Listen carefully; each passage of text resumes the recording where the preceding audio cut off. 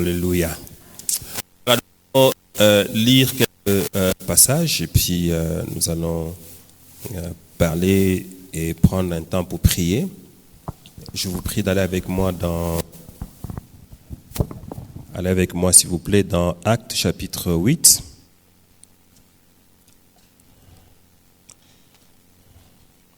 Et nous allons lire les versets 5 à 23. Et après cela, nous allons lire dans Genèse chapitre 11, versets 1 à 7. Donc nous sommes ensemble dans Actes chapitre 8, verset 5 jusqu'au verset 23. Nous commençons au verset 5 donc. La Bible dit, Philippe, étant descendu dans la ville de Samarie, il prêcha le Christ.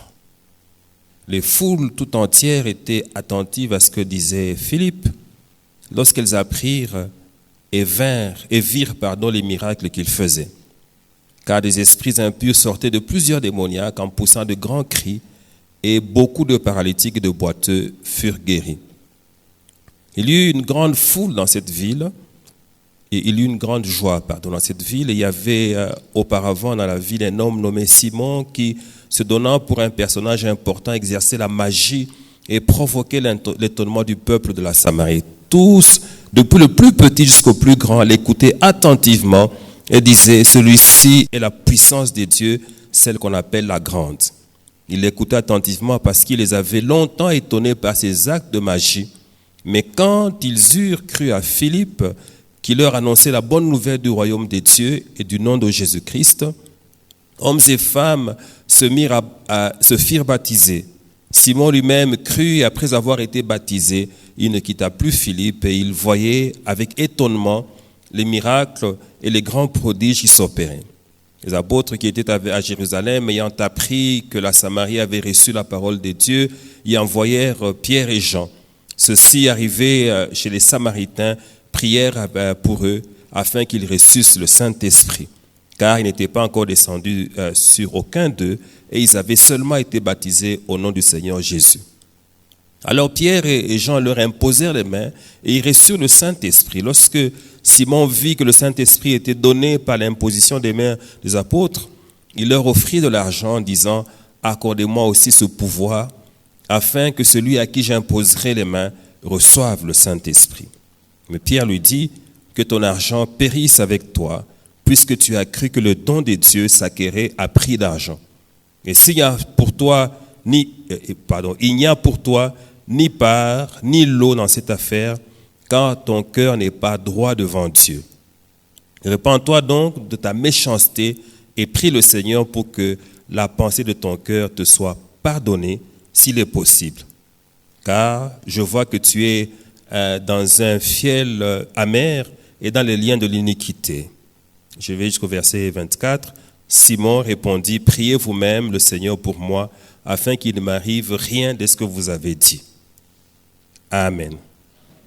Malgré tout, j'aime quand même la mentalité de Simon. Hein. On lui dit des choses négatives, il dit, « Priez vous-même afin que rien de ce que vous dites là ne m'arrive. » Alors nous allons dans Genèse chapitre 11.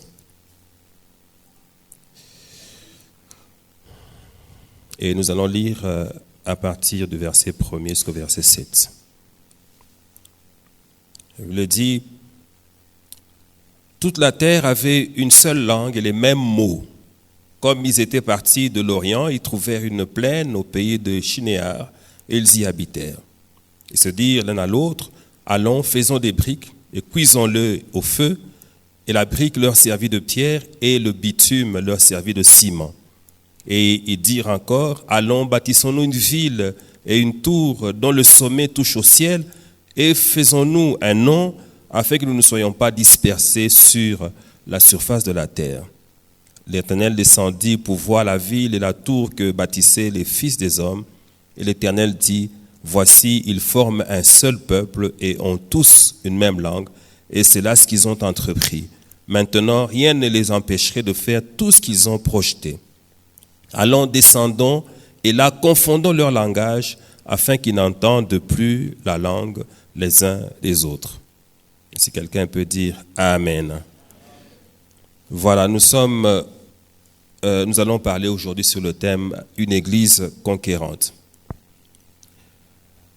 Et c'est bien qu'on se rappelle ces choses. Nous sommes l'Église de Christ et nous devons être une Église conquérante.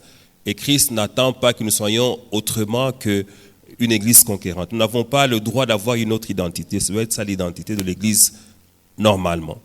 Mais quand on regarde la manière dont l'Église fonctionne, ce n'est pas évident. L'Église n'est pas si conquérante que ça. Et cela part en fait de la compréhension des choses. Et au début, lorsque nous lisons la parole de Dieu dans les Actes, j'appelle toujours le livre des Actes, Actes du Saint-Esprit par les apôtres, pardon. Et parfois, quand on dit c'est le livre des Actes des apôtres, on a tendance à penser que les miracles, c'était pour ce temps-là. Aujourd'hui, on n'a pas droit à vivre ces choses. Donc, c'est le Saint-Esprit, le même hier, aujourd'hui, éternellement, qui agit avec les apôtres, qui agit également avec nous. Donc, ce qu'ils ont fait, nous sommes capables de le faire aussi. Quand nous allons dans ce livre des Actes, nous avons la bonne image en fait de ce que doit être l'Église. Nous avons la bonne image parce que nous voyons au commencement ou à la jeunesse de l'Église comment Dieu avait mis les choses en place et comment l'Église fonctionnait. Et ça nous aide pour que nous puissions avoir la bonne vision de l'Église. En fait, quand vous lisez les Actes, c'est le livre qui correspond au livre de Genèse dans l'Ancien Testament. Parce que Genèse est le livre où vous voyez comment Dieu a créé toutes choses et c'est là que vous pouvez aller découvrir les principes de Dieu sur la manière dont il attend que le monde et les hommes fonctionnent. Donc par rapport à toutes les questions de la vie, vous allez dans Genèse, vous allez découvrir quelle est la pensée de Dieu. Donc c'est là que Dieu a tout établi et à partir de là, nous pouvons juste, en lisant, en étudiant, comprendre comment est-ce que Dieu attend que nous puissions marcher. Et vivre d'ailleurs. Et dans le livre des Actes aussi, quand vous le lisez, vous allez vous rendre compte de comment le Seigneur a mis en place les principes pour la vie de l'Église. Et quand vous y allez, vous comparez ce qui se faisait avec ce que nous faisons aujourd'hui, ça peut vous éclairer sur la manière dont nous marchons. Est-ce que c'est de la bonne manière ou c'est d'une mauvaise manière? Alors dans ce livre des Actes, il y a un verset important où le Seigneur Jésus-Christ, après avoir parlé aux apôtres ou à ceux qui le suivaient, aux disciples du royaume, il leur a parlé du royaume pendant tous les 40 jours après sa résurrection, avant qu'il ne fasse l'ascension, il leur parlait du royaume. Donc il leur parlait du règne qu'il allait avoir, comment est-ce qu'il allait revenir et comment est-ce qu'il allait régner sur la terre, qu'est-ce qui se passerait par rapport à Satan. Il leur expliquait tout ça et avant qu'il ne puisse vraiment clôturer, il lui a posé la question de savoir, mais quand est-ce que la fin du monde va intervenir? Et là, il leur dit, ça ne vous concerne pas. Tout ce qui est important pour vous maintenant, c'est que vous priez afin que vous soyez remplis du Saint-Esprit, de manière à ce que vous puissiez être mes témoins ici à Jérusalem, dans toute la Judée, dans la Samarie et jusqu'aux extrémités de la terre. Et là, nous comprenons que le Seigneur leur a ouvert la voie pour que l'évangile qu'il leur a confié puisse aller jusqu'aux confins du monde. Donc ce n'était plus seulement question de parler aux Juifs, mais il fallait parler au monde entier. C'est la vision qu'il leur a laissée, mais il leur a dit, pour que ça s'accomplisse, il faut que vous soyez remplis du Saint-Esprit. Et c'était important, et donc prenez le temps, priez jusqu'à ce que cela arrive. Alors en ce moment-là, vous allez aller dans le monde entier pour répandre l'Évangile. Alors comme il a annoncé, d'ailleurs quand il l'a annoncé, il était sûr que ça allait arriver. Quand vous lisez, il disait, vous recevrez le Saint-Esprit. Ce n'était pas une probabilité, c'était une certitude. Et j'aime bien la manière dont Jésus annonçait les choses de manière simple, mais il était sûr que ça allait arriver parce qu'il connaissait, en fait, par la révélation qu'il avait, comment l'histoire de l'humanité allait évoluer. Alors Jésus leur parle, il reste en prière, comme il leur avait demandé. Et le moment venu, effectivement, la puissance du Saint-Esprit vient sur eux. Et vous connaissez ce qui s'est passé ce jour-là. Il y avait un souffle qui est venu sur eux, un souffle venu du ciel. Et ils ont été remplis du Saint-Esprit, ils se sont mis à parler en langue. Et l'Église a commencé de cette manière, avec puissance. Donc il y a une force que le Seigneur leur a donnée pour qu'ils ne continuent pas à être faibles comme ils l'ont été pendant longtemps. C'était des personnes qui étaient souvent conduites par la chair, il y avait la peur, il y avait la confusion par moments dans leur esprit, parfois il y avait des désirs charnels, comme quand ils sont allés demander à Jésus, voilà, quand tu seras dans ton règne, est-ce que tu peux permettre que l'un de nous soit à ta droite et l'autre à ta gauche? Donc toutes ces choses-là Il fallait que ça prenne fin par l'action du Saint-Esprit.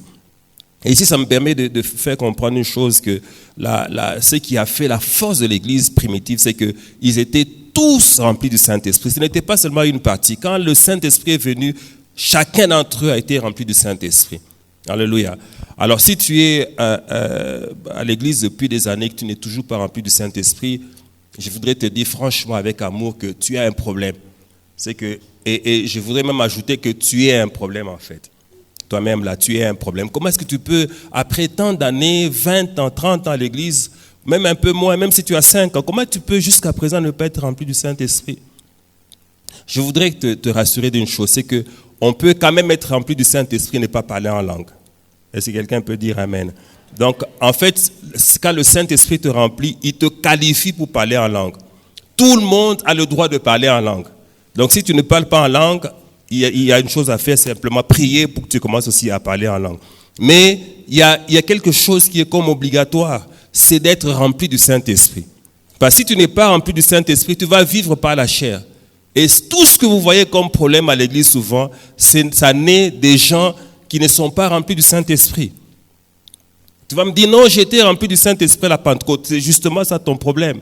Il faut attendre la Pentecôte pour que tu sois rempli du Saint-Esprit. Le Seigneur veut que tu sois rempli du Saint-Esprit tous les jours de ta vie. C'est comme ça que tu vas fonctionner dans l'Esprit tous les jours. Et c'est là qu'on verra moins les œuvres de la chair. Quand vous voyez quelqu'un avoir moins de prières, quand vous le voyez commencer à s'intéresser aux choses du monde, aller là où tout le monde va, sachez que la prochaine étape, c'est qu'il va commencer à vous créer des problèmes. Parce que la chair, elle est comme ça. Quelqu'un a dit, la chair, elle ne meurt pas, la chair s'évanouit. Donc, alors, elle a tout le temps tendance encore à reprendre ses droits et à commencer à s'exprimer. Alors, si tu ne la surveilles pas, à un certain moment, tu peux te rendre compte simplement, tu commences à faire des choses que tu ne faisais plus. Et les gens vont remarquer que tu te conduis comme la plupart des gens de ta famille. Simplement parce que la chair commence à agir. C'est pour cela que nous devons veiller les uns sur les autres. Chacun d'entre nous doit être rempli du Saint-Esprit.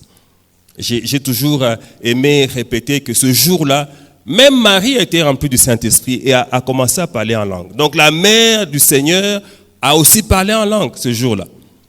C'est pour cela que Marie, c'est parmi les premières et les plus puissantes pentecôtistes que l'histoire de l'Église a connues. Elle était remplie du Saint-Esprit. Je ne sais pas comment est-ce qu'elle parlait, je n'étais pas là, mais elle parlait en langue aussi. Alléluia. Il faut désirer ça.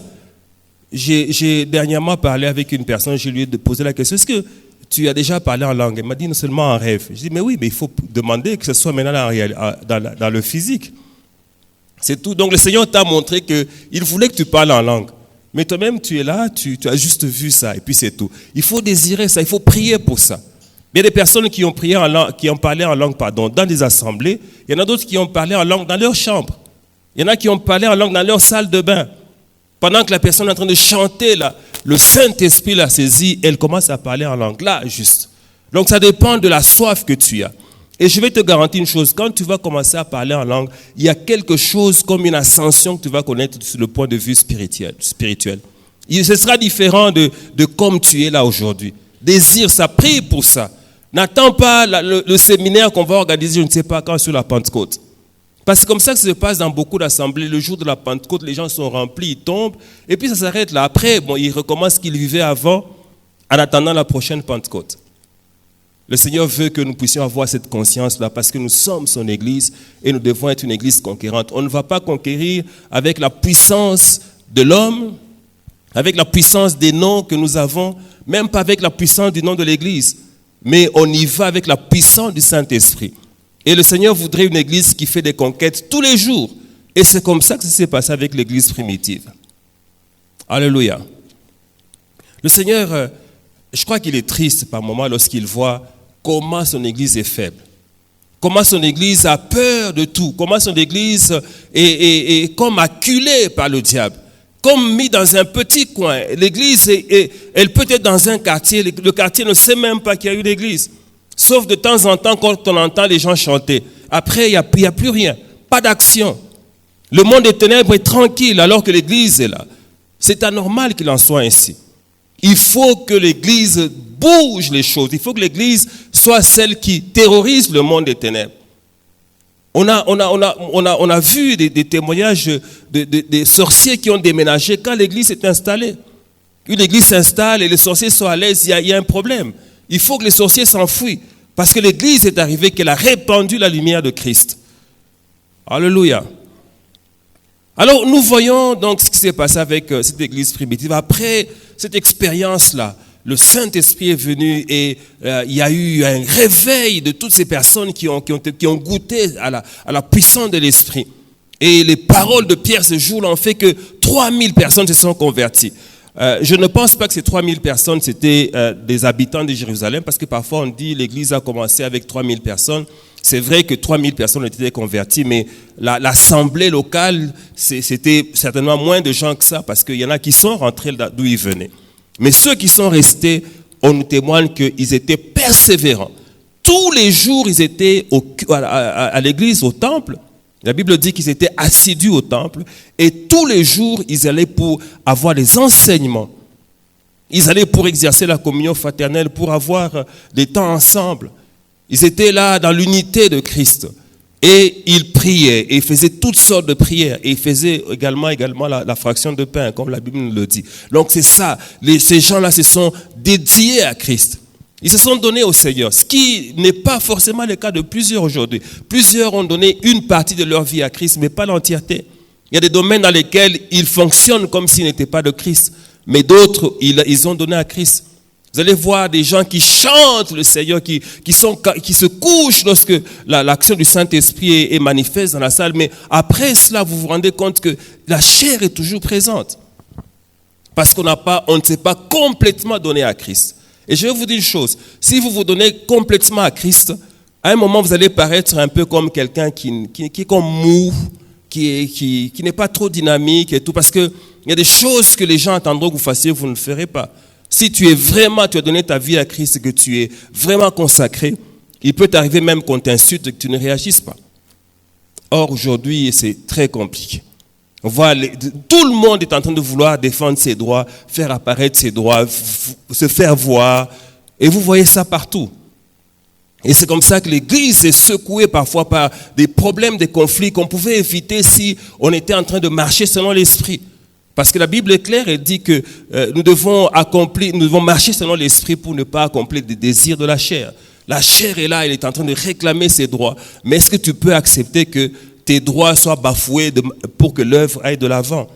Si tu n'es pas vraiment converti, ça va être impossible. Tu voudras absolument que tes droits soient respectés.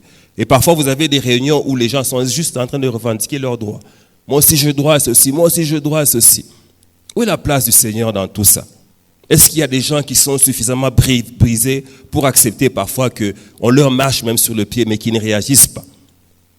Alléluia. Vous savez, c'est facile de savoir si quelqu'un est brisé ou s'il ne l'est pas. Dérangez-le un peu, vous allez voir comment il va réagir. Vous allez voir parfois des réactions, vous n'allez pas comprendre. Comment est-ce que la personne ici peut réagir comme ça? Mais c'est la chair qui s'exprime à ce moment-là. Et c'est ça que le Seigneur est en train de vouloir travailler en nous pour que nous n'en soyons plus là.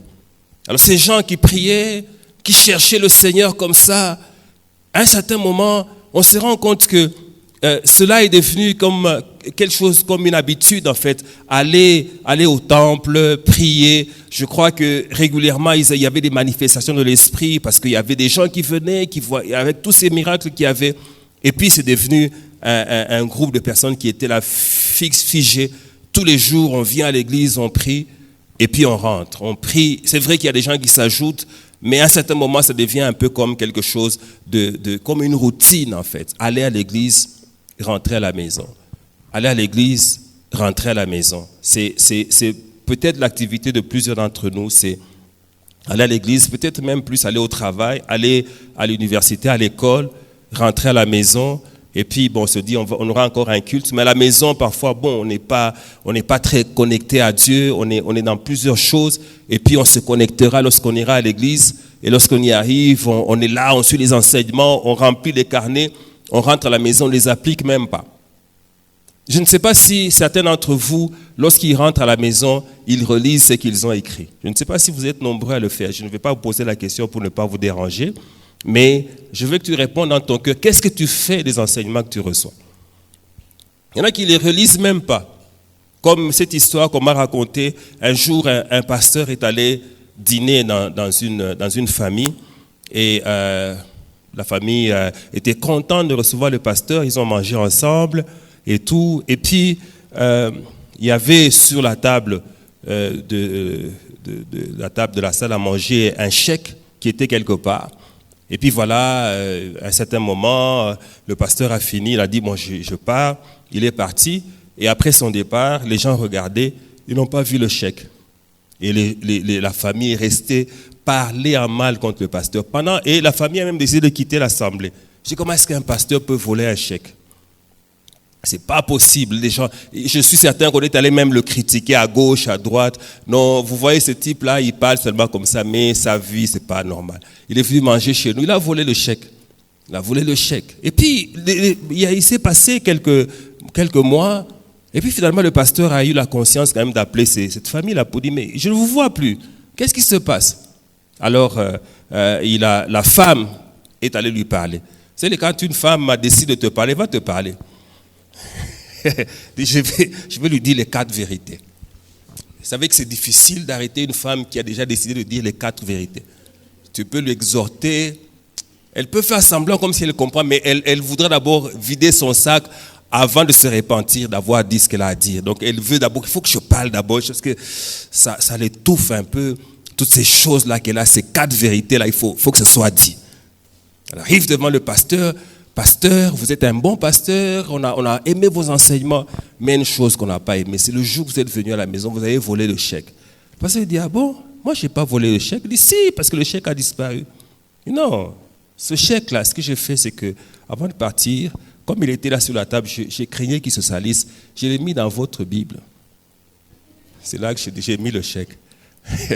Donc le pasteur s'est rendu compte, depuis ce jour-là, cette famille n'a même pas ouvert la Bible. Il est tellement fâché qu'il ne voulait même plus lire la Bible.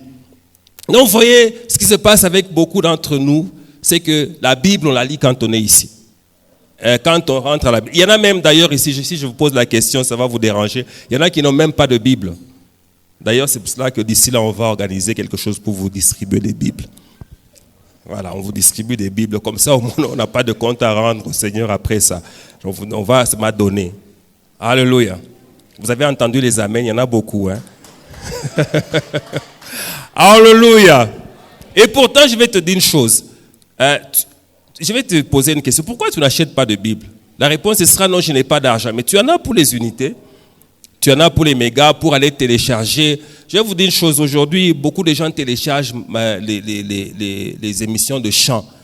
Pour écouter des chants. Mais toi, tu n'es pas un chanteur. Comment tu es toujours dans les chants, tu ne télécharges pas les prédications.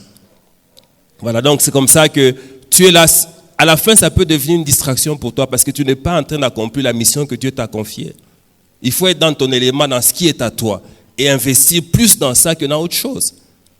Donc, il y a plusieurs qui n'investissent pas dans leur ministère. Ils attendent qu'on leur donne tout gratuitement.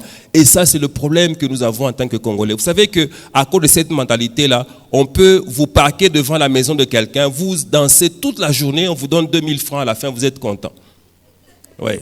Vous dansez tout, vous le vantez, toutes sortes de noms, vous le collez, juste pour 2000 francs. Parce que vous aimez tout gratuitement. Et ça, c'est une culture. Si on ne détruit pas ça, on ne se développera jamais. On peut, on enlève votre transformateur du quartier pendant 6 mois. Et puis quand on vient vous le remettre 6 mois après, on vous demande de danser. Vous dansez. En train de dire merci pour le transformateur. C'est votre transformateur qu'on vous remet. Mais vous êtes tellement en train de vouloir que tout vous soit donné gratuitement. L'évangile gratuitement, tout gratuitement. Quand on a dit aux gens, l'eau et l'électricité, c'est gratuit, mais vous restez à la maison, les gens étaient contents. On vous confine, mais vous ne payez pas. Ils sont contents parce qu'on a l'eau et l'électricité gratuitement, c'est tout. On a une mentalité terrible. Vraiment, si on ne travaille pas sur ça, ça va être difficile que nous sortions de là où nous sommes. Je suis en train de te dire seulement une chose, c'est que si tu veux, tu peux acheter ta Bible. Et tu peux même l'acheter aujourd'hui ou demain, si tu veux. Ça dépend de toi. Tu as un peu d'argent à la maison, là, mais tu as déjà pris ça, c'est pour les unités. Donc, si tu n'achètes pas les unités, pour toi, c'est comme si tu avais péché. Et pourtant, tu peux acheter une Bible. Il y en a qui lisent pas. Je ne sais pas comment est-ce que vous voulez combattre le diable si vous n'avez pas les armes nécessaires pour cela. Lorsque vous avez des problèmes, vous n'avez pas les paroles nécessaires pour cela. Parce que vous savez que lorsque vous aurez un problème, ce qui va vous sauver, c'est la parole qui est à l'intérieur de vous. Vous n'allez pas à ce moment-là, il y a des choses où, quand vous appelez le pasteur, il ne sait pas tellement vous aider parce que peut-être c'est long, il va faire comment, lui-même peut-être ne sait pas. Mais si vous avez la parole en vous, cette parole peut être juste le bouclier qui vous défend. Ouais, le diable parle, vous lui parlez aussi. C'est comme ça que je vous disais tout à l'heure, j'ai aimé un peu cette mentalité de Simon, même s'il n'est pas très bien. Mais Simon, le magicien, on lui donne des paroles négatives sur sa vie, il répond, il dit non, priez vous-même pour que tout ce que vous dites là ne m'arrive pas. Moi, je veux que tu aies cette mentalité. Le diable te dit, je vais te tuer, tu dis, tu ne me tueras pas. Tu ne me tueras pas. Parce que la parole est claire à ce sujet. Dieu, je suis pour lui comme la prunelle de son œil. Il veille sur moi. Tu dis ça simplement et puis tu passes ton chemin. Il y a une personne à qui on a dit des choses et là, elle m'a répondu que je t'informe que tout ce que tu dis là ne m'arrivera pas au nom de Jésus. Simplement parce que la personne connaît ses droits. L'Église a commencé à oublier ses droits. L'Église a commencé à oublier son identité. Parce qu'on a tellement parlé du diable et des démons qu'on a l'impression qu'ils sont tellement forts que nous ne pouvons pas leur résister. Et pourtant, ce n'est pas le cas. C'est nous qui devons d'ailleurs les mettre mal à l'aise. Parce que nous sommes encore là. Et nous avons la force de Christ pour mettre les démons et le monde des ténèbres mal à l'aise. Alors, voyez, ce qui s'est passé, c'est que l'Église a commencé à prier comme ça. Et il y avait beaucoup de choses qui se passaient. Mais Dieu n'était pas content à un certain moment parce qu'il s'est rendu compte que les gens, ils allaient à un endroit, ils priaient, ils recevaient tout ce qu'ils devaient recevoir comme don spirituel et tout ça. Mais l'action, les rayons de l'action étaient petits. Donc c'était juste l'environnement immédiat qui est en train de recevoir la grâce de Dieu. Alors que le Seigneur leur a dit, vous serez mes témoins à Jérusalem, dans toute la Judée, dans la Samarie, jusqu'aux extrémités de la terre. Et ce qui a pris l'église là, c'est ce qu'on appelle l'esprit de Babel. Et l'esprit de Babel aujourd'hui a pris beaucoup d'églises. Vous avez lu avec moi ce qui s'est passé. C'est que ces gens-là, ils sont allés quelque part, la grâce de Dieu était sur eux, ils avaient l'intelligence, ils se sont assis et ils ont organisé une chose. Ils ont dit, voilà, nous allons faire ceci, nous ne voulons plus être dispersés sur la surface de la terre. Alors que la pensée de Dieu est la suivante, c'est que vous allez vous disperser sur la surface de la terre, vous allez conquérir la terre. Mais eux disent non. Voilà, nous voulons plutôt faire les choses autrement. Nous n'allons pas aller comme ça, nous répandre sur la terre, mais nous allons monter. Nous voulons faire une tour tellement haute qu'elle va toucher le ciel. Et nous voulons être tranquilles de cette manière-là. Et Dieu ne va pas nous disperser.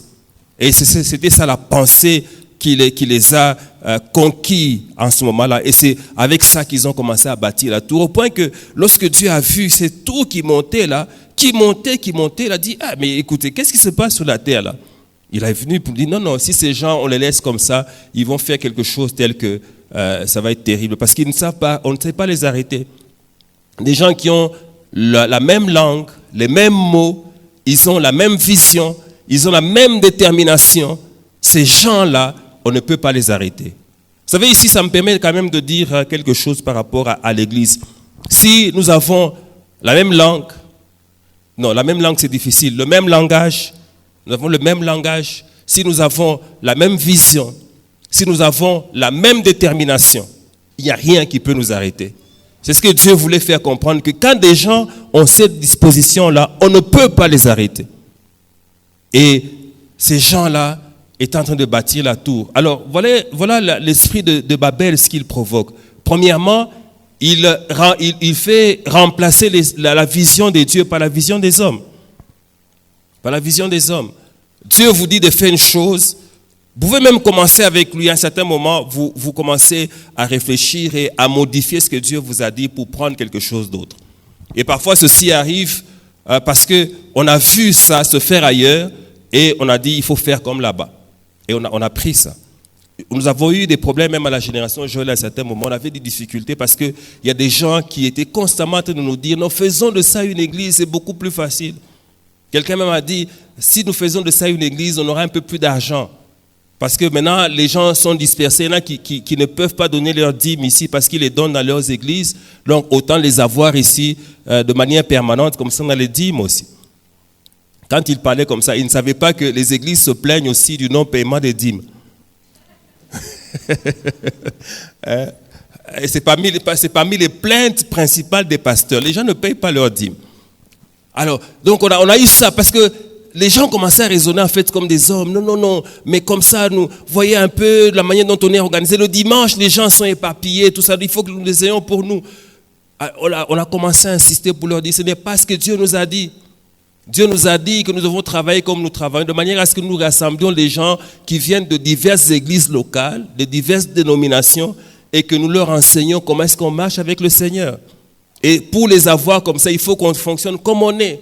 Et c'était un débat qui a duré longtemps. Il y a une autre chose aussi, je vais vous dire, la génération jeune, à un moment, on avait un débat comme celui-ci. Nous organisons notre grande convention chaque année à Colosie. Colosie, c'est une petite ville et tout. Et on a commencé à raisonner sur la possibilité de commencer à organiser la convention plutôt à Lubumbashi. Et c'était raisonnable, c'était bon de réfléchir comme ça, du point de vue humain, parce que Lubumbashi a beaucoup plus d'infrastructures, Lubumbashi a beaucoup plus de moyens que Colosie. Je me rappelle qu'au début, on a amené même les bois de tomates d'ici pour Colosie. Colosie, c'est une ville qui était extrêmement pauvre. Dans les années 80, vous alliez là-bas, quelqu'un a dit, quand vous allez à Colosie, vous regardez les gens, leur image, c'est comme les images de la télévision quand c'est flou. Donc, les gens avaient maigri, les gens avaient des formes bizarres. Je me rappelle que j'ai rencontré un jour l'un de mes anciens collègues, mais il avait vieilli, cet ancien collègue-là. Tous les cheveux étaient devenus blancs. Et il avait des rides incroyables et tout ça. Mais il n'était pas si vieux. Mais la faim est capable de rendre quelqu'un comme ça. Donc, tu voyais les gens, c'est comme si ils se promenaient, mais ils n'avaient plus d'âme en eux. C'était seulement des corps qui marchaient. Donc les gens, ils étaient tous un peu en l'air et tout. Personne ne savait ce que demain allait produire. Les gens commençaient à manger toutes sortes de farines, même des farines un peu noires. Vous savez, si vous avez faim, vous pouvez vous convaincre qu'une farine noire, vous vous convainquez que c'est blanc. C'est quand même un peu blanc. Donc c'était terrible en ce moment-là. Et c'est comme ça qu'on a commencé à envisager, non, est-ce qu'on ne peut pas amener plutôt la convention à Lubumbashi? Mais une fois de plus, Dieu nous avait dit, cette convention-là se fera toujours à Colosie. Il fallait des conservateurs comme moi pour dire, non, on ne peut pas aller là-bas. On ne peut pas venir ici, c'est là-bas que Dieu nous a dit qu'on devait organiser la convention. Alléluia. La vision de Dieu, on ne la change pas. Dieu peut amplifier la vision, il peut ajouter des choses. En fait, il n'ajoute pas par rapport à lui-même, mais il ajoute par rapport à vous, parce qu'il ne veut pas vous dire tout ça au même moment. Il vous dit une partie, il vous dira une autre partie après, mais il ne changera pas ce qu'il vous a dit au départ. Quand Dieu a parlé, ce qu'il dit reste constant. Mais ces gens ont pensé, dit non, est-ce que ce ne serait pas mieux que, au lieu d'aller nous répandre sur la terre, que plutôt on monte là? Donc ils ont remplacé la vision de Dieu par leur propre vision. Deuxièmement, ils ont également remplacé le matériau de Dieu par leur propre matériau. Dieu voulait que son temple, lorsqu'on bâtissait pour lui son temple, que ce soit des pierres et qu'on utilise le ciment. Mais eux, ils ont choisi de faire des briques. C'était bien apparemment. Ils ont choisi également d'utiliser le bitume comme ciment. Ce n'est pas ça qu'il fallait qu'ils fassent. Mais leur intelligence les a poussés à inventer une manière de faire, peut-être qui leur paraissait un peu plus facile, mais ce n'était pas comme ça que Dieu voulait faire les choses. Quand on fait l'église de Dieu, on la fait avec le matériau que Dieu donne. Vous faites l'église avec la parole de Dieu. Vous faites l'église avec les méthodes de Dieu. Mais si vous commencez vous-même à inventer des choses, vous allez vous retrouver à un certain moment, vous êtes hors de la pensée de Dieu, et c'est là que Satan va venir vous rejoindre. Et nous voyons aujourd'hui parfois certains messages, c'est de la philosophie, ce n'est pas la parole de Dieu. Et chaque fois qu'on vous parle de comment est-ce que vous pouvez vous en sortir, vous-même, on exalte votre force intérieure, la manière dont vous-même vous pouvez vous en sortir. Et plus ou moins, on commence à vous dire, même Dieu n'est pas utile en fait. Parce que Dieu vous a créé à son image, à sa ressemblance. Vous avez tout en vous. Et on commence à vous convaincre que vous êtes des dieux. Pas avec petit d, mais avec grand D. Si Quelqu'un vous parle comme ça, ce qu'il vous dit, ce n'est pas l'évangile, c'est de la philosophie. Et si vous prenez ça, vous avez bu un poison, ça va vous tuer à la fin. Parce que chaque fois que quelqu'un se déconnecte de Dieu, il a pris le chemin de la mort. Il a pris le chemin de la mort. Quelle que soit ton intelligence, tu ne peux pas fonctionner sans Dieu. Même si tu es brillant, comment? Il y a des choses que tu comprends plus que tout le monde. Mais sache une chose, c'est que tu peux comprendre ce qui est du passé. Tu peux comprendre ce qui est du présent. Mais quant à l'avenir, tu n'as aucune idée de ce qui va se passer. Mais Dieu, il maîtrise le passé, le présent et l'avenir. Il peut te dire, attention, même si tu comprends comme ça, mais demain, ça va se passer comme ça. Alors à ce moment-là, tu peux ajuster ce que tu penses selon ce que Dieu t'aura révélé. La révélation est du domaine de Dieu seul. Alléluia. Tu peux comprendre, tu peux avoir de l'intelligence, mais tu ne peux pas avoir la révélation par toi-même. Il n'y a que Dieu qui peut te révéler. Donc, quand quelqu'un remplace le matériau de Dieu par ses propres matériaux, il est voué à la mort. Et la troisième chose, c'est qu'ils ont voulu remplacer la gloire de Dieu par la gloire des hommes. Ils disent, voilà, ce que nous allons faire, c'est que nous allons monter pour avoir un nom. Ah, mais ça, c'est en train de faire des dégâts à l'église. Chacun veut avoir un nom. L'église veut avoir un nom. Les gens veulent avoir un nom. Chacun veut qu'on parle de lui. Et la preuve que tu veux qu'on parle de toi, c'est la manière dont tu te débats pour que ton image passe sur les réseaux sociaux. Tu fais tout pour ça. Et pourtant, tu n'es même pas fort pour affronter le diable à ton niveau là. C'est-à-dire que parfois, les gens s'amènent dans leur vie des combats qui viennent juste les détruire et de manière un peu inintelligente. Tu ne pries pas, tu ne lis pas la Bible, tu n'es pas très fort dans les Écritures, mais tu vas te lever pour dire, je vais affronter le diable. Le diable, c'est vrai que Dieu est plus fort que lui. Le diable, c'est Dieu, à cause de la capacité qu'il nous a donnée, nous sommes plus forts que lui. Mais je vais te dire une chose, c'est que le diable, il est quand même fort. Si tu t'affaiblis, il va te détruire. Regarde le nombre d'églises qui ont été détruites par le diable. Et parfois, ce n'est même pas lui-même qui vient, il envoie juste un sorcier qui met le désordre à l'église. Parfois, c'est un seul, parfois, c'est deux. Et vous avez vu ça. Et les sorciers ont une capacité extraordinaire de s'infiltrer, de s'asseoir à un certain niveau. Il y a un esprit aussi qu'on appelle l'esprit de Jézabel. C'est-à-dire s'asseoir au-dessus pour influencer tout ce qui est en bas. Un sorcier, une sorcière peut s'arranger juste entrer dans le leadership de l'église et tout le désordre va s'installer comme il veut. Alors tout ça, il faut que tu sois fort pour affronter, pour vaincre. Si tu n'es pas fort, on va te terrasser. Alors parfois tu te mets là, les réseaux sociaux, tu es présent, tu écris tous les jours des messages, nous sommes plus que vainqueurs, nous sommes puissants et tout. Mais tu ne pries pas. Mais on va te tuer. Toi-même tu t'es livré en fait. Et je vais vous dire même une chose, parfois nous exposons même les enfants. Un jour on voulait enseigner ici. Tu prends ton enfant, tout ce qu'il fait comme mouvement sur les réseaux sociaux. Mais on va te tuer cet enfant-là, parce qu'entre-temps tu ne pries pas. Entre-temps, tu n'es pas sérieux dans les choses de Dieu. Tu affiches pourquoi cet enfant-là. Il s'habille comme ça, tu l'affiches. Il s'habille comme ça, tu l'affiches. Qu'est-ce que tu cherches? La mort de l'enfant. Alléluia. Avoir un nom. Tout le monde veut ça. Et ça, c'est parmi les sources de beaucoup de conflits à l'église. Un nom. Il faut qu'on parle de moi aussi. Il faut qu'on dise que moi aussi. Parfois même il y a des échanges, non? Pourquoi est-ce que je ne passe pas à la chair aussi? En fait, tu veux passer à la chair, pourquoi? Pour avoir un nom. Parce que j'ai un message. Ce message-là, tu l'as eu où? Sur les réseaux sociaux. Et pendant ce temps, on oublie l'essentiel de la mission que Dieu a confiée à l'Église. Le Seigneur a donné à l'Église la mission d'être une Église conquérante. Et quand je parle de conquérir, ce n'est pas question de conquérir des espaces seulement. Et d'ailleurs, ce n'est pas d'abord les espaces, c'est surtout conquérir les cœurs. Conquérir les hommes, avoir des hommes comme nouveaux convertis.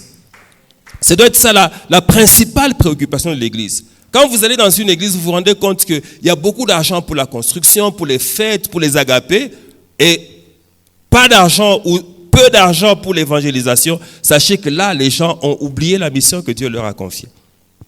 Dieu leur a confié une mission qu'ils ont complètement oubliée. Alors nous sommes entre nous, nous sommes en train de nous entretenir, de nous faire du bien entre nous. Vous voyez même des concours d'onction, des concours de précision dans la prophétie. Non, pas dans la prophétie, dans la parole de connaissance. Voilà des concours comme ça. Qui est mieux habillé? Vous avez même inventé des offrandes du bien habillé. Voilà. Il y a tellement de choses. L'église est distraite, je vous assure, bien aimé. C'est comme ça que le diable est tranquille, il continue à prendre de l'espace. Alors que l'église est là, avec la puissance de Dieu, avec laquelle elle s'amuse. Pourquoi est-ce que tu as reçu la puissance du Saint-Esprit? Pourquoi est-ce que tu parles en langue? Il faut que tu te poses la question. Ce que tu as reçu là, c'est pourquoi? Alors parfois on a l'impression que c'est juste pour impressionner. Tu impressionnes parce que tu as des précisions. Tu impressionnes parce que tu donnes des messages qui viennent vraiment de Dieu. Oui, mais après, qu'est-ce qui se passe? Est-ce qu'il y a des âmes qui sont sauvées après ça? Après, c'est, voilà, là où je suis allé, voilà ce que j'ai fait. Non, je les ai laissés dans une situation compliquée là-bas. Hein. Comme quelqu'un un jour, il prêche, et puis il termine, il dit, en tout cas, c'est lui qui va prêcher à moi, après moi, il aura des problèmes. Hein. C'est ça. Est-ce que c'est pour cela que tu as l'onction? Vous savez, lorsque tu es en train de paître le troupeau, c'est le thermomètre ou le baromètre pour t'indiquer que les gens sont, ou ton évangile ou les messages que tu annonces c'est bon, c'est que les gens changent de vie. C'est ça qui doit être ton indicateur. Tu dois regarder. Est-ce que les vies des gens changent? Ça doit changer à l'intérieur comme à l'extérieur.